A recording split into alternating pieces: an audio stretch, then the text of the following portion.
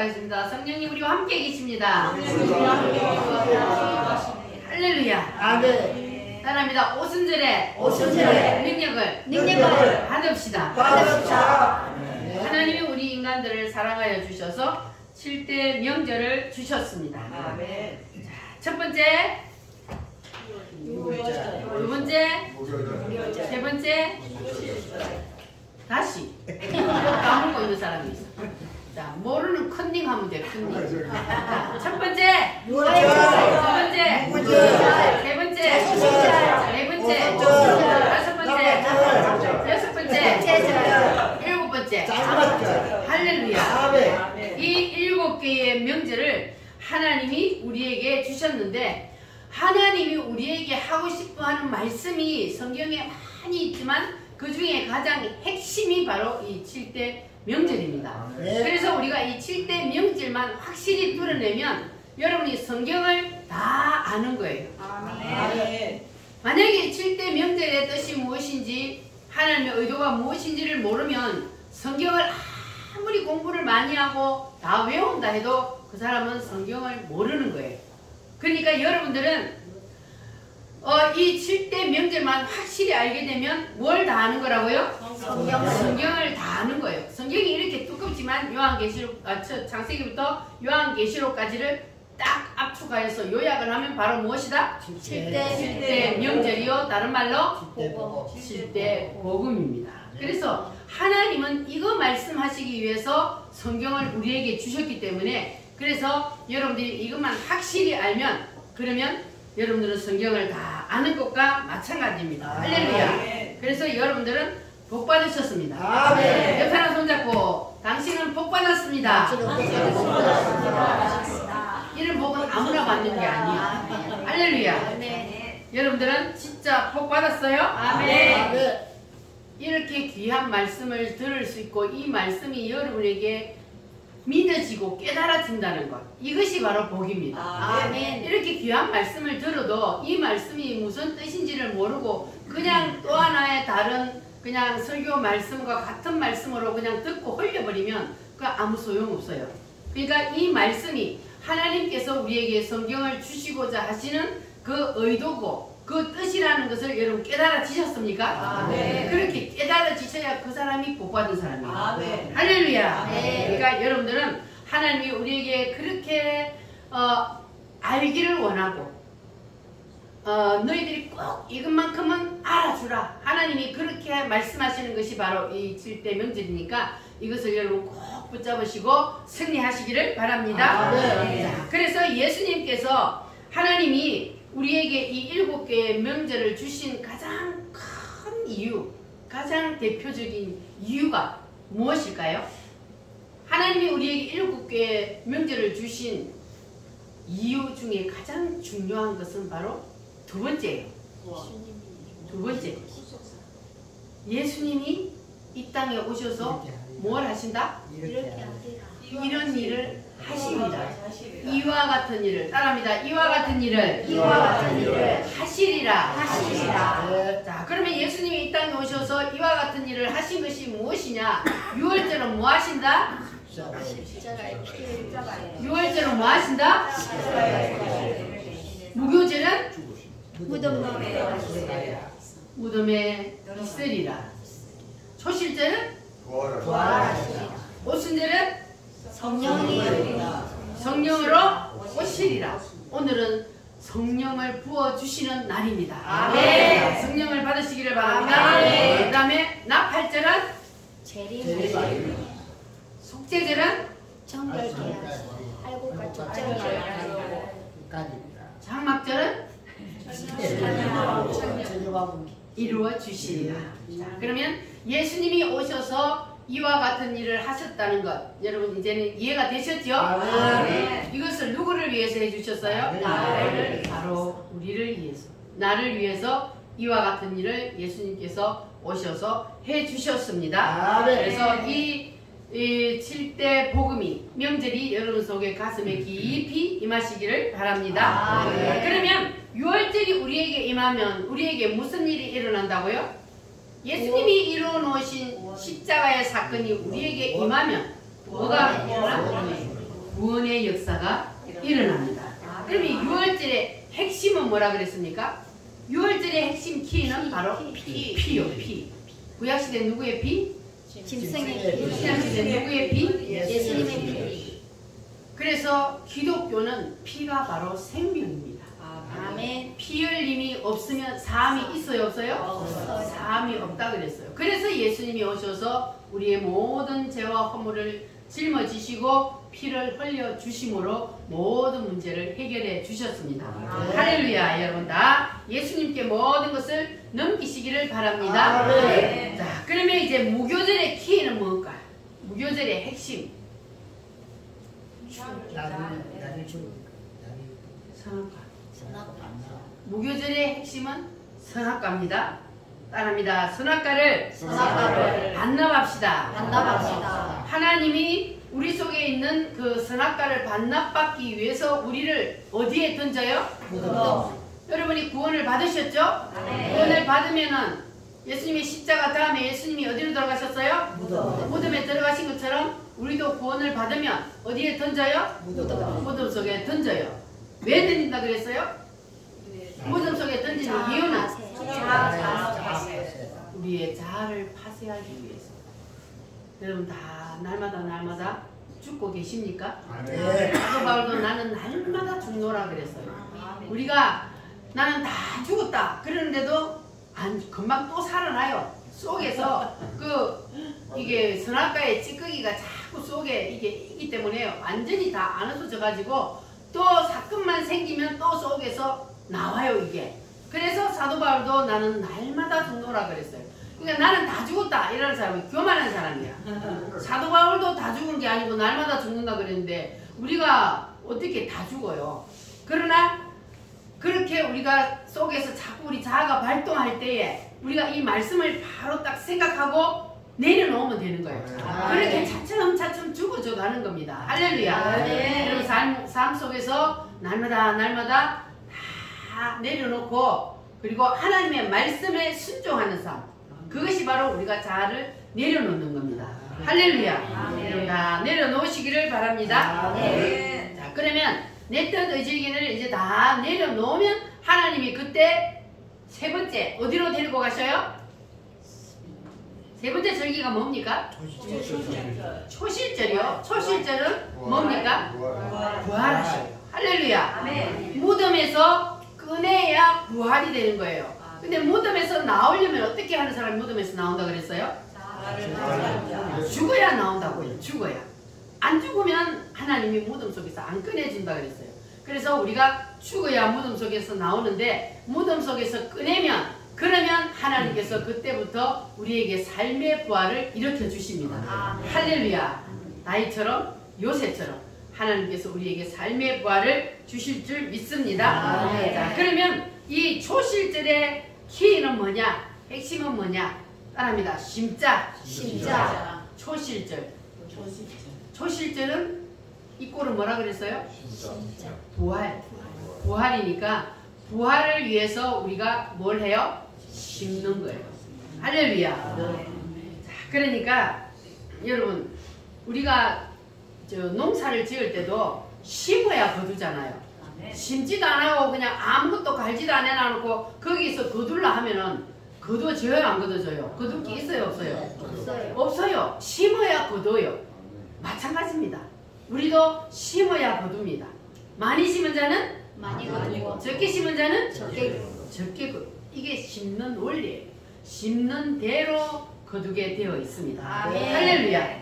그러니까 여러분 다 열심히 심으시기를 바랍니다. 아멘. 그러면 이 세 번째 부활이 이제 우리에게 삶의 부활로 나타나는데, 자, 이 삶의 부활을 우리가 성경 속에서는 다윗이나 그리고 요셉이나 그런 사람을 통해서 그 사람들이 무덤 속에 들어갔다가 다시 부활해서 삶의 부활을 하는 인생을 우리가 봤어요. 그런데 실제로 우리나라에 이 삶의 부활을 아주 세게 경험한 사람이 있습니다. 대구에 서현교회라고 들어봤습니까? 대구에 서현교회라고 있어요. 옛날에 정광훈 목사님 여기서 집회해갖고 빤서 사건이 일어났던 그 교회가 바로 대구 서현교회인데, 자, 이 대구 서현교회에 장로님이 정규만 장로님이라는 분이 계셨어요. 초창기에 그 교회를 지었던 분이에요. 그분이 계셨는데, 이분이 대구 서현교회를 다녔는데 교회를 그냥 꾸준히 다니다 보니까 집사직분은 받았어요. 그런데 신앙이 깊이 들어가지 않아가지고 그냥 형식적으로 교회만 왔다 갔다 하면서 한 달에 2번은 낚시하러 가고 한 달에 2번은 겨우 교회 나오고 이렇게 신앙생활을 하는 사람이었습니다. 그런데 어느 날 목사님이 예배를 드리다가 정규환 장로 일어서! 해가지고 완전히 전체 교인 있는 데서 호통을 쳤어요. 당신 그따구로 예배 드리려면은 나가 하고 호통을 치니까 성경책을 탁 들고 일어나면서 그렇지 않아도 교회 다니기 싫은데 잘 됐잖아. 목사님이 교회 오지 마라 그러니까 이제 뭐 양심의 가책 그런 것도 받을 필요도 없고 그냥 이제는 교회도 안 나오고 매주마다 낚시하러 다녔어요. 아니 그러니까 교회를 안 다니고 낚시 다니니까 낚시가 더 잘 되네.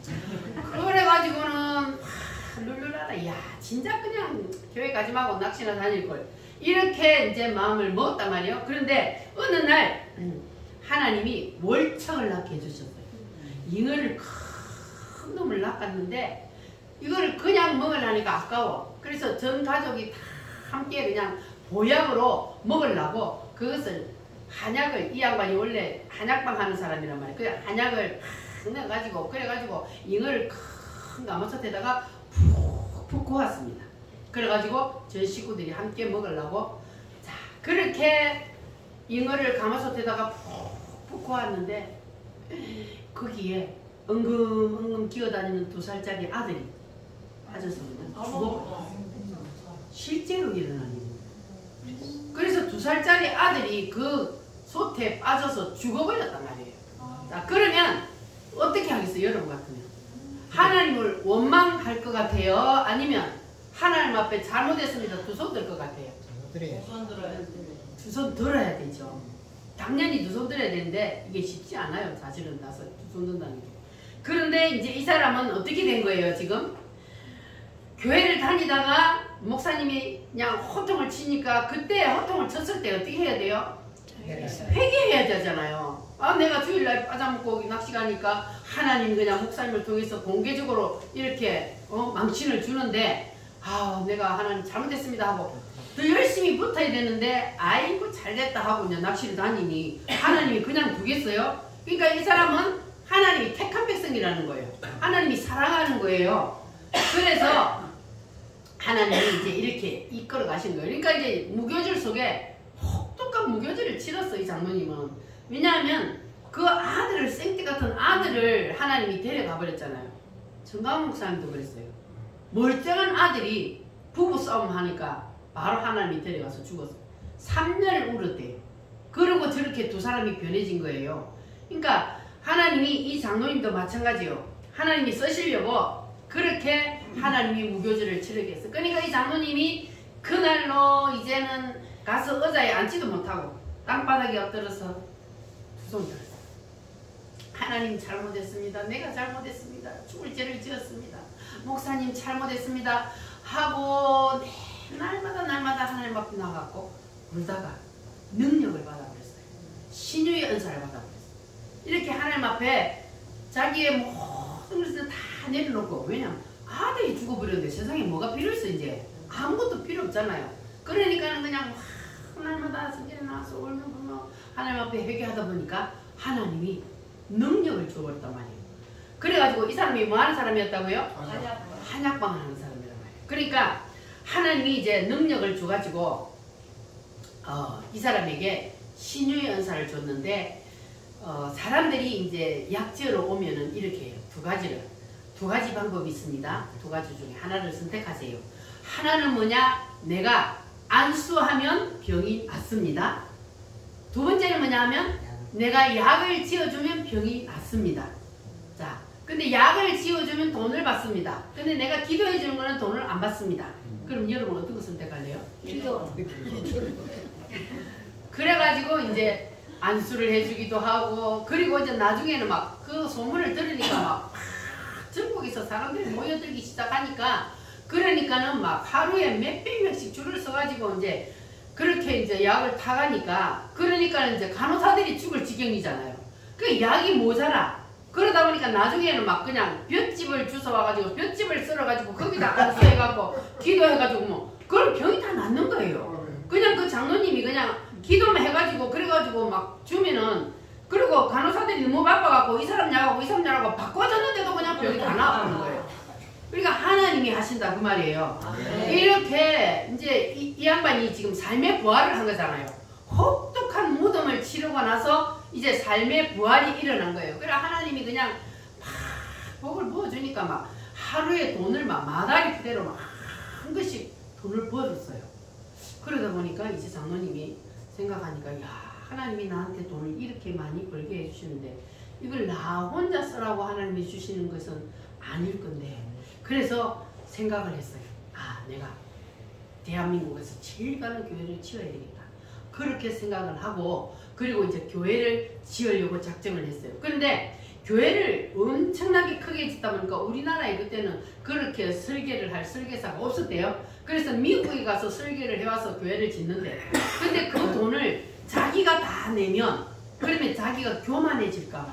그래서 성도들한테 100만 원씩 전부 다 봉투에 100만 원씩 내가 성도들 집 앞에 돈을 다 던졌대요. 대문 안에 돈을 다 던져가지고 성도들이 그 돈으로 헌금을 하게 해가지고, 그래가지고 대한민국에서 제일 가는 교회를 지었답니다. 할렐루야. 네. 자, 그러면 여러분들도 이렇게 혹독한 무교절을 치르는 게 낫겠어요? 아니면 이렇게 안 하고 두 손 드는 게 낫겠어요? 손 들고 그냥. 안 하는 게 낫잖아요. 근데 사람들은 또 안 한다니까. 그래서 하나님이 이렇게 혹독하게 무교절을 치르게 한단 말이에요.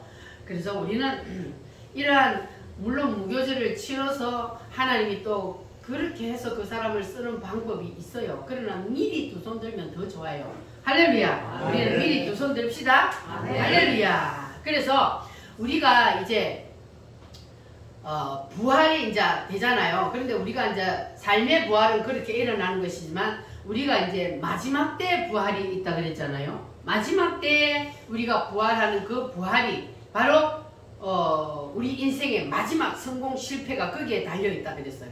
그래서 우리가 엄마 뱃속에서 태어날 때는 내 의지하고 아무 상관없이 하나님이 만들어 주시는 대로 우리가 태어났어요. 그런데 마지막 부활 때에는 그게 아니고, 내가 이 땅에서 얼마나 주를 위해서 심고 사느냐에 따라서 마지막 부활이 결정되는 거예요. 할렐루야. 그러니까 우리에게는 희망이 있다 그 말이에요. 내가 얼마나 심었느냐에 따라 마지막 부활이 결정되기 때문에, 그래서 우리는 뭐 해야 돼요? 열심히 주를 위해 심어야 되는 거예요. 할렐루야. 알이 내려놓고 심으시기를 바랍니다. 그래야 그게 열매가 되는 거예요. 그래서 우리가 부활 때에 한번 딱 찍히면 그러면 그 모습 그대로 영원히 간다 그랬어요. 그러니까 우리가 영원히 살 그 나라에서 영원히 살 그 모습을 우리가 아름답게 만들어야 되잖아요. 그러니까 우리가 마지막 때 그때 우리가 그 나라에 가서 우리 다시 다 만날 거잖아요.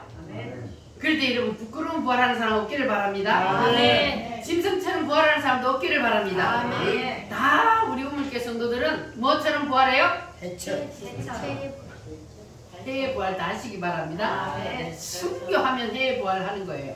순교자의 부활입니다. 할렐루야. 아멘. 삶을 통해서도 우리가 하나님 앞에 순교하면 그러면 여러분 태양처럼 빛나는 부활을 하게 될 줄 믿습니다. 할렐루야. 자, 그러면 이제 오늘 제목인 오순절입니다. 자, 오순절은 오늘 우리가 읽은 본문 말씀 사도행전 2장 1절로 4절 이 말씀이 바로 첫 번째 오순절이 임한 그날입니다. 자, 그래서 오순절날 마가다락방에 성령이 임했어요. 그러면 오순절날 마가다락방에 임했던 그 성령이 지금도 임하신다는 것을 여러분 믿습니까? 아멘. 확실해요. 지금도 임해요. 아멘. 할렐루야. 아멘. 그래서 사도행전에 보면은 마가다락방에 임했던 그 성령이 사마리아로 갔다가 그리고 그 다음에 에베소로 그리고 고넬료 집에 가서 고넬료 가정에도 임했고 그리고 그 다음에는 소아시아를 거쳐서 유럽으로 한 바퀴 삥 돌아가지고 그리고 미국으로 갔다가 그 다음에 어디로 왔어요? 우리나라로 왔어요. 할렐루야. 그러니까 오늘 이 시간에는 여러분 속에 오순절의 성령이 쏙 들어가시기를 바랍니다. 아멘. 할렐루야. 아멘. 자, 오순절이 오는 첫 번째 이유. 오순절이 오는 첫 번째 이유. 오순절이 오려면은 앞에 사건이 확실해야 돼요. 뭘 통해서 구원이 임해야 돼요? 유월절을 통해서 구원이 임해야 돼. 그리고 그 다음 무교절 무덤에서 우리가 나와야 돼. 다 죽고 부활을 해야 합니다. 할렐루야. 그래서 무덤문이 열리고 부활의 씨가 그 사람 속에 딱 들어가면 그렇게 되면은 하나님이 그에게 성령을 부어주시는데 왜 성령을 부어주시느냐? 하나님이 사람에게 성령을 부어주시는 이유는 그 사람 속에 있는 따라합니다. 유월절, 무교절, 초실절. 이 세 가지를 다른 사람에게 옮기기 위해서 그래서 사람에게 성령을 부어주시는 겁니다. 할렐루야. 자, 그러면 우리가 오순절이 임하면 첫 번째 그 사람은 이제 무슨 일을 하냐 하면은 복음을 전하는 거예요. 왜냐하면 오순절을 성령님께서 우리에게 주시는 이유가 뭐라 그랬어요? 뭘 다른 사람에게로 옮겨요? 앞에 임했던 이 세 가지 사건을 다른 사람에게로 옮겨야 되기 때문에 우리에게 성령을 부어주신다 그랬어요. 그러니까 그것이 바로 복음을 전하는 거란 말이에요. 할렐루야. 아멘. 여러분 예수님의 복음을 열심히 전가하시기를 바랍니다. 아멘. 그래서 예수님이 부활하신 후에 제자들을 며칠 동안 가르쳤어요? 40일 동안 예수님이 제자들을 가르쳤어요. 그래놓고는 예수님이 제자들을 모아놓고 하늘로 성천하시면서 하신 말씀이 너희들이 이것 가지고는 안 돼. 그러니까 내가 올라가고 몇 날이 못 되어 너희에게 뭘 주리라? 성령을 부어주리라. 이렇게 아버지께서 약속하신 그 성령을 부어주신다고 예수님이 약속을 하시고 하늘나라로 올라가셨습니다. 할렐루야. 따라합니다. 성령으로 오리라. 자, 그러면 예수님께서 내가 너희에게 성령으로 오리라. 그러니까 오순절 성령이 임하기 전에는 너희들 절대로 바깥에 나가지 마라. 다시 예수 전도한다고 나가지 마. 안 돼. 그러면 또 생명의 위협이 오면은 또 배신하고 도망가니까 안 돼. 뭐가 올 때까지? 성령. 아버지의 약속하신 성령이 임할 때까지 아멘. 절대로 나가지 마라. 예루살렘을 떠나지 말고 기다려라. 분명히 말씀하셨습니다. 예. 사도행전 1장 4절에서 5절 말씀 1장 4절에서 5절 말씀 시작. 사도와 함께 모이사 그들에게 분부하여 이르시되 예루살렘을 떠나지 말고 내게서 들은 바 아버지의 약속하신 것을 기다리라. 요한은 물로 세례를 베풀었으나 너희는 몇 날이 못되어 성령으로 세례를 받으리라. 아멘. 예루살렘을 떠나지 말고 내게서 들은 바 아버지의 무엇을? 약속하신 것을 기다리라. 아버지의 약속하신 것이 뭡니까? 성령으로 오시리라. 성령을 부어주시리라. 이것이 아버지께서 약속하신 것입니다. 그래서 주님께서는 우리에게 반드시 몇 날이 못되어 너희에게 성령을 부어주리라 약속하신 그 약속을 반드시 이루시는 분입니다. 할렐루야. 따라합니다. 성령으로 세례를 받으리라. 그리고 예수님은 감람산에 올라가셔서 500여 명이 보는 가운데 뭘 타고 하늘로 올라가셨어요? 구름을 타고 하늘로 올라가셨습니다. 그래서 이제 예수님이 하늘로 올라가신 모습을 본 그 제자들, 예수님의 제자들과 거기에 모였던 500여 명의 그 무리들이 그 예수님이 약속하신 그 말씀을 붙잡고 마가 요한의 다락방에 가서 생명 걸고 기도했습니다. 주님이 내가 몇 날이 못되어 너희에게 성령으로 다시 오리라. 그러니까 기다려라. 예수님이 그렇게 말씀하셨기 때문에 그들은 거기에서 주님이 약속하신 그 약속을 붙잡고 기도했습니다. 그런데 예수님이 오셔야 안 오셔요? 하루, 이틀, 사흘, 나흘, 닷새, 엿새 가도 안 오는 거야. 그러니까 사람들이 이제 더 이상 못 기다리고 차츰 볼 일 있다고 떠나고 이런 일 저런 일 다 자기의 볼 일이 있어서 떠났어요. 그리고 몇 명이 남았을 때? 120명이 남았을 때 하늘문이 열렸습니다. 할렐루야. 아멘. 하늘문이 열리고 거기에 오늘 본 말씀을 보니까 성령이 뭐같이? 불의 혀같이 갈라지는 것들이 각 사람 머리 위에 임하여 있더니 할렐루야. 아멘. 이게 바로 성령이 임한 겁니다. 할렐루야. 아멘. 그래서 예수님은 약속을 하셨으면 반드시 오시는 거예요. 그래서 아버지의 약속하신 것을 끝까지 붙잡고 기다린 그 사람들은 뭘 받았어요? 성령을 다 받았습니다. 할렐루야. 성령이 오셨네. 성령이 오셨네. 보내신 내 주에 보내신 성령이 오셨네. 우리 인생 가운데 우리 인생 가운데 지금 찾아오셔서 그 나라 꿈꾸게 하셨네. 아멘. 성령님 오늘도 오셨습니다. 아멘. 할렐루야. 아멘. 사모하는 자에게 하나님은 반드시 부어주시마 약속하셨습니다. 아멘. 오늘 여러분 반드시 사모하셔서 하나님 나도 반드시 성령 세례를 받기를 원합니다. 주여 나에게도 부어 주시옵소서. 강타하여 주시옵소서. 이렇게 사모하면 반드시 성령님은 사모하는 자에게 부어 주실 줄 믿습니다. 자, 그러면 오늘 말씀해 보니까 아버지의 약속하신 성령이 언제 오셨어요? 무슨 날 오셨어요? 오순절날. 오순절날 성령님이 내려오셨습니다. 자, 그래서 지금까지 기독교가 존재할 수 있었던 것은 바로 이 오순절의 사건 때문이요. 우리가 구원을 받을 수 있었던 것도 바로 이 오순절 사건 때문이었습니다. 왜냐하면 오순절날 이게 성령을 받았어요. 몇 명이? 120명이 성령을 받았어요. 그래서 이들이 이제 성령을 받고 나니까 성령으로 충만해서 이때부터는 그들이 이제는 죽음에 대한 두려움이 있었어요? 없었어요? 죽음에 대한 두려움도 없어요. 오직 예수님을 담대하게 전하는 사람들이 되었단 말이에요. 그래서 그들이 생명 걸고 복음을 전했기 때문에 그들을 통해서 전 세계적으로 복음이 전파되게 되었습니다. 할렐루야. 그래서 그들이 복음을 전했기 때문에 전 지구촌에 복음이 다 들어가게 되고 그리고 이 아시아의 끝머리 한쪽 구석에 있는 이 대한민국에까지 복음이 증거되게 되었습니다. 누구를 통해서? 오순절날 성령을 받은 그들을 통해서 복음이 전 세계로 퍼져나가게 되어서 그래서 우리에게까지 복음이 왔습니다. 할렐루야. 아멘. 그래서 오순절 사건 때문에 우리도 구원을 받게 된 겁니다. 그래서 우리도 오순절 성령을 받으면 우리도 뭐 하게 된다고요? 복음을 전하게 되는 거예요.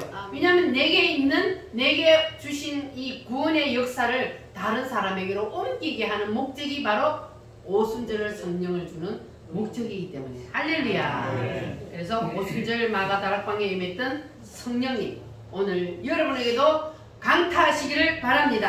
할렐루야. 성령 받으라. 우리 힘차게 찬송합니다.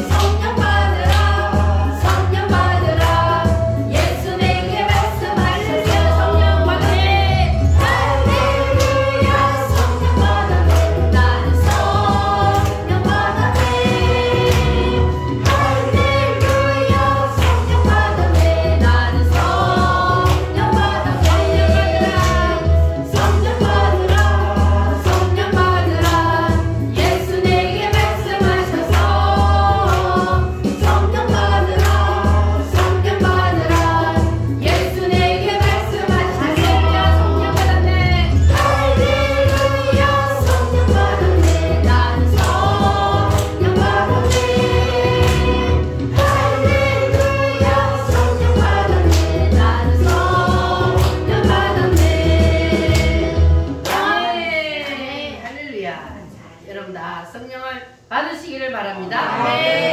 한 사람도 이 성령의 길에서 여러분 떨어지는 나가는 사람이 없기를 바랍니다. 그리고 남이 성령 세례 받는데 구경꾼이 되어서도 안 돼요. 내가 성령 세례의 주인공이 되어야 합니다. 할렐루야. 옆 사람하고 축복합니다. 오순절의 주인공이 됩시다. 오순절의 주인공이 됩시다. 반드시 여러분 다 오순절의 주인공이 되시기를 바랍니다.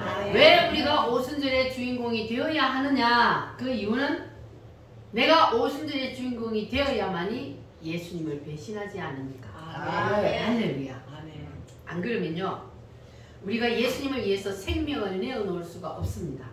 예수님을 위해서 생명을 내어놓는 것을 제자들을 보니까 오순절에 성령을 받고 난 후에 생명을 예수를 위해서 내어놓았어요. 그 전에는 제자들도 생명을 던져요? 못 던졌잖아요. 그래서 우리도 예수님을 위해서 생명을 던질 수 있는 그러한 믿음을 우리가 가지기 위해서 반드시 오순절의 주인공이 여러분 다 되시기를 바랍니다. 안 그러면 우리가 생명의 위협이 있을 때에, 그럴 때에 우리가 내 믿음을 지킬 힘이 없기 때문에, 그래서 반드시 성령 세례는 내 것이 되어야 합니다. 할렐루야. 예수님이 그렇게 성령 세례를 강조를 했는데, 자, 예수님의 수제자 베드로가 있잖아요. 예수님이 너희들이 다 나를 떠난다 그럴 때에 베드로가 뭐라 그랬어요? 나는 죽을지언정 절대로 예수님을 떠나지 않겠습니다. 일어나 놓고 가장 세게 도망갔잖아요. 3번이나 예수님을 모른다고 부인하고 도망갔단 말이에요. 그러니까 이게 바로 인간의 연약함이에요. 예수님은 우리가 이렇게 인간이 연약하다는 걸 너무 잘 알아요. 그래서 성령님이 우리 속에 들어와서 성령님이 함께 하셔야, 그래야만이 우리가 생명을 주를 위해서 던질 수 있는 그러한 믿음을 가질 수 있기 때문에, 그래서 주님은 반드시 성령을 받아야 된다 그랬습니다. 사랑합니다. 아버지의 약속하신 성령을 기다리라. 그리하면 주님이 반드시 오신다 그랬어요. 무엇으로? 성령으로. 할렐루야. 그러니까 성령 세례 받기 전과 후는 이렇게 완전히 다르기 때문에, 그래서 우리는 반드시 성령 세례를 받아야 합니다. 꼭 사모하여 받으시기를 바랍니다. 할렐루야. 방황하는 나에게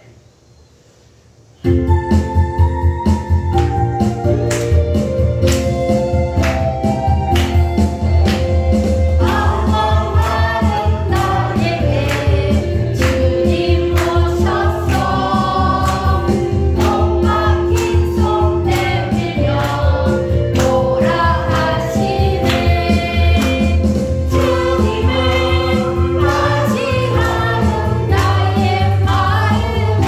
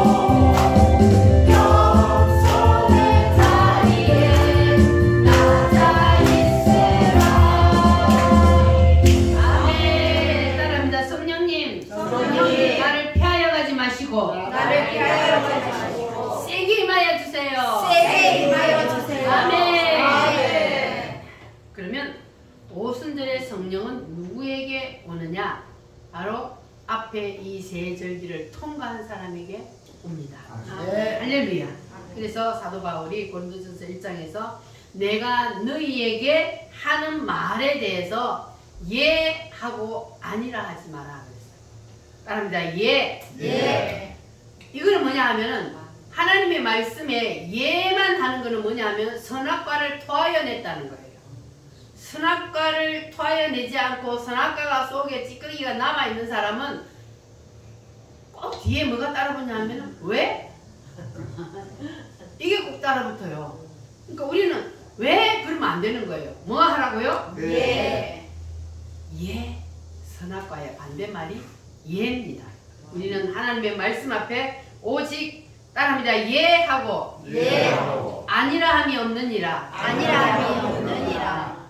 자, 이렇게 우리가 하나님의 말씀 앞에 예 한다는 것은 내가 선악과를 다 토하여 냈다는 겁니다.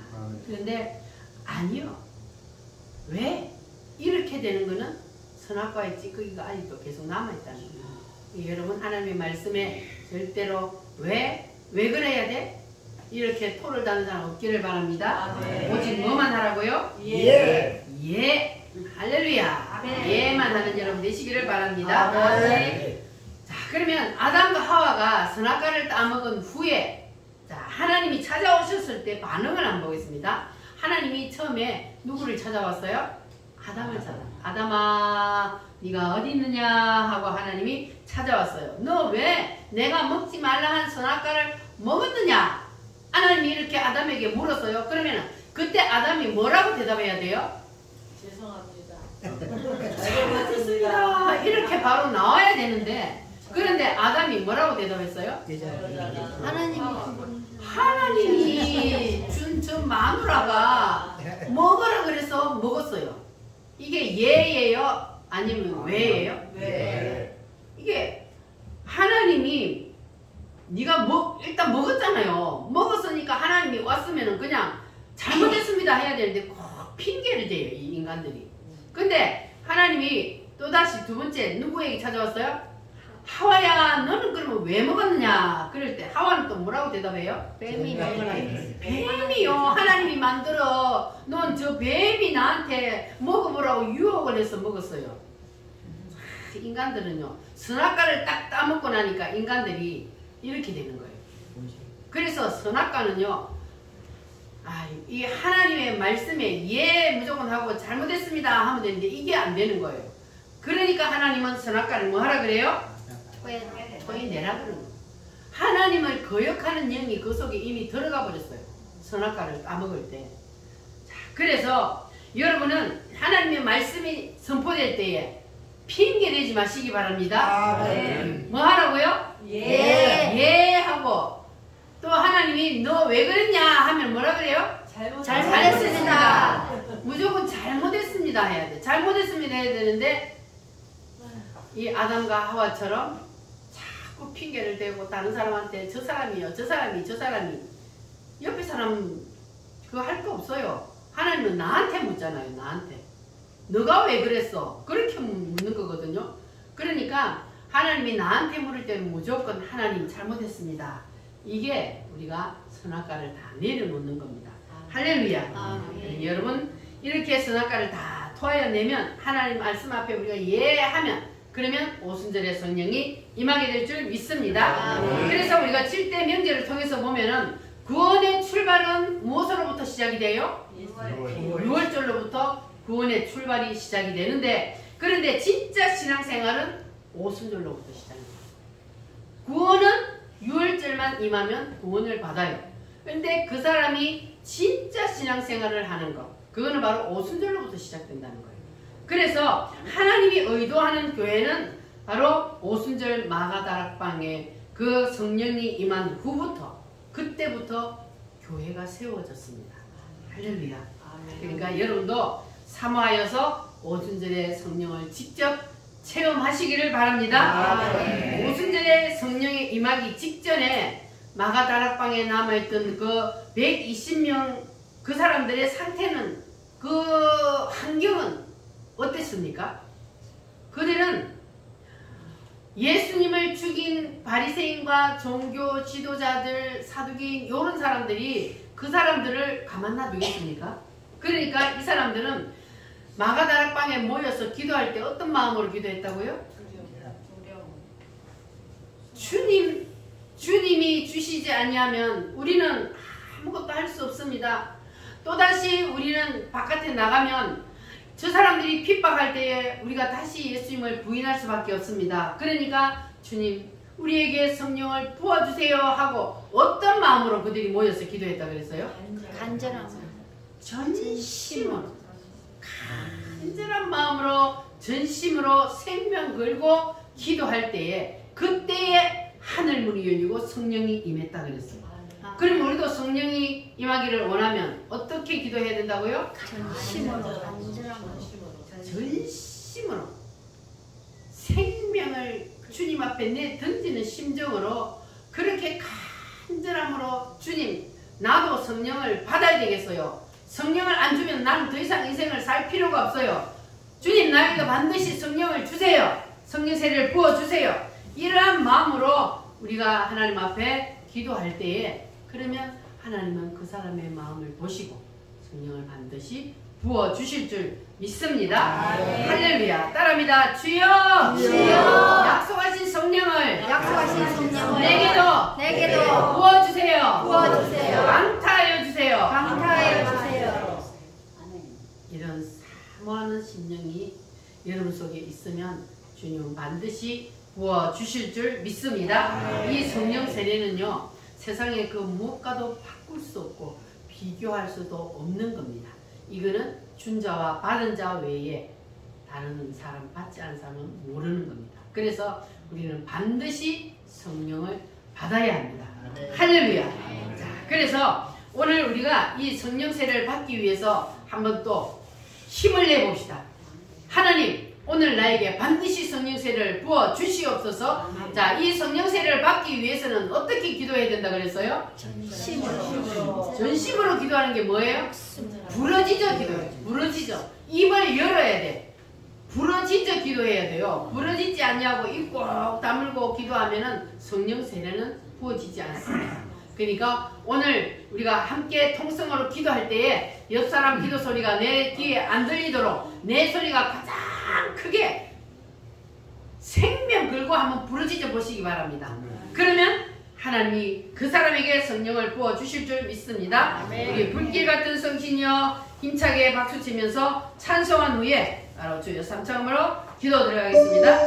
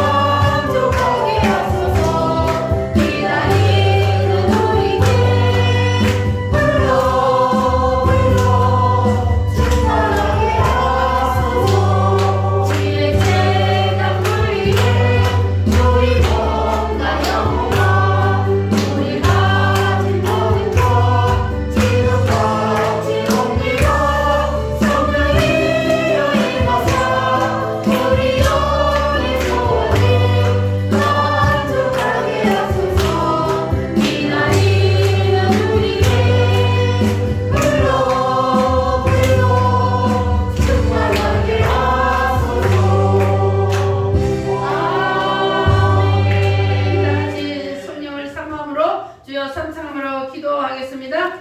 주여